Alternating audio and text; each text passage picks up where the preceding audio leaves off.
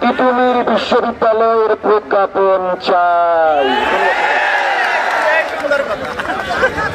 আচ্ছা, জাভেদ এত সুন্দর করে বলেছে, ওর বয়সে তো আমি বলতে পারতাম না। কেমন ভাই, অনেক মেধাবী, অনেক ট্যালেন্ট ছেলে মেয়ে তোমরা এখানে আছো। আমার আসলে ছেলে এবং মেয়ে সমতুল্য তোমরা সবাই। আমার ছেলেও কিন্তু নর্থ সাউথ বিশ্ববিদ্যালয়ে পড়ে, তোমাদের সঙ্গে হয়তো আন্দোলনও করেছে, দেখা হইতে পারে।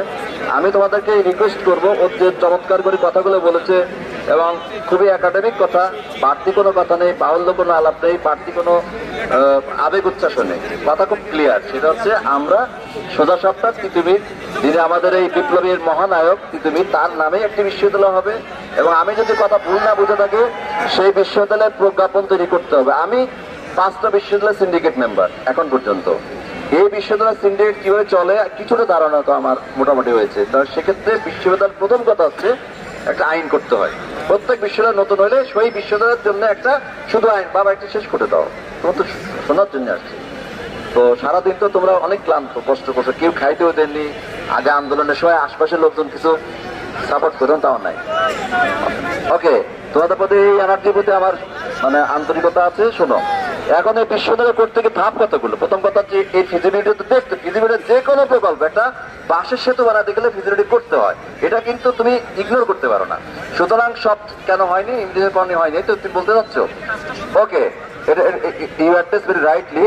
আমরা ইউনিভার্সিটি গ্রান্ট কমিশনের যে কমিটি আছে, সেই কমিটির কাছে, উপদেষ্টা মহোদয়, সচিব স্যারের কাছে আমি রাতেই কথা বলে যতদূর সম্ভব চেষ্টা করবো যে তাদের প্রথম কথা হচ্ছে বিশ্ববিদ্যালয় বানাবেন তো পরে, আগে তো আবার সেই কাঠামো কই না, কথার কথা, তার জন্য যে আইন, তার যে কাঠামো, তার যে ফিজিবিলিটি, এইটা এখনো শেষ হয়নি। এটা তোমাদের উদ্বেগের কারণ। আচ্ছা দাঁড়া বাবা, সব উত্তর তো আমার কাছে না। ওকে, তোমাদের উত্তর পাইতে গেলে তো একদম ডক্টর মোহাম্মদ ইউনূস আমাদের চিফ অ্যাডভাইজার, ওনার কাছেও আছে। শেষ করতে দাও, শেষ করতে দাও, শেষ করতে দাও। আচ্ছা কথা বাবা শোনো, আচ্ছা আমার কথা মাঝখানে আবার শেষ করতে দাও।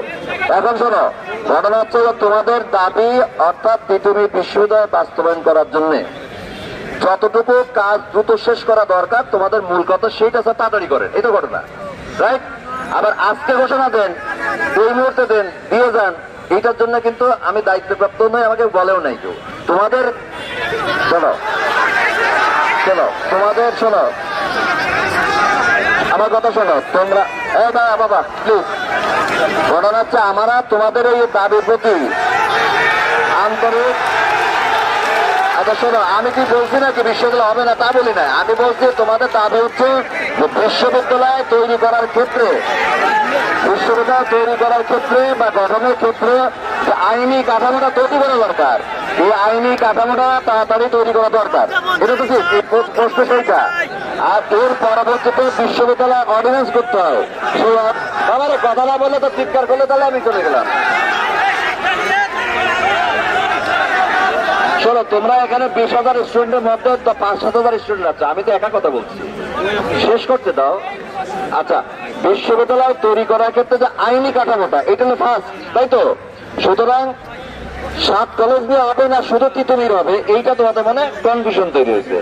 আমি অবশ্যই আজকে স্যারের সঙ্গে কথা বলে বলবো যে না, তারা 7 কলেজের সঙ্গে বিশ্ববিদ্যালয় হওয়ার জন্য আন্দোলন করতেছে না। তারা বাবা শোনো, এখন তারা তোমাদের জন্য,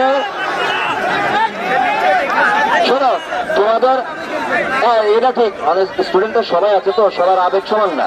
তোমরা হয়তো কথা শুনতে চাচ্ছ, কেউ হয়তো বুঝতে চাচ্ছে না। আমার কথাটা শেষ করতে দাও। ওকে, 1-2 জনকে বলে বাকিরা চিল্লাবে, এটা তো আন্দোলনের নিয়ম, তাই না? আমরাও তো তোমাদের মতন একসময় আন্দোলন করছি। আমি কিন্তু তোমাদের কোনো ঠান্ডা বুঝতে পারছেন না সিনেরে ভাই। আমার কাজ করে স্টেট সোজা হবে হবে না, মাঝখানে হ্যাংডকি করার কিছু নেই। এখন এই বিশ্ববিদ্যালয়ের এই পুরো দাবি বাস্তবায়ন করার এখতিয়ার তো আমার না। আমি তোমাদের যে মেসেজ, তোমাদের অনুভূতি, তোমাদের ফিলিংস, তোমাদের যে ক্ষোভ, তোমাদের কষ্ট, তোমাদের যে বেদনা, তোমাদের যে ঐতিহ্য এবং যন্ত্রণা, সবগুলোর সঙ্গে আমি একমত। আর কোনো কথা আছে না? এখন এই কথাগুলো অফিসিয়ালি আমার কর্তৃপক্ষের কাছে পৌঁছে দেবো যে তারা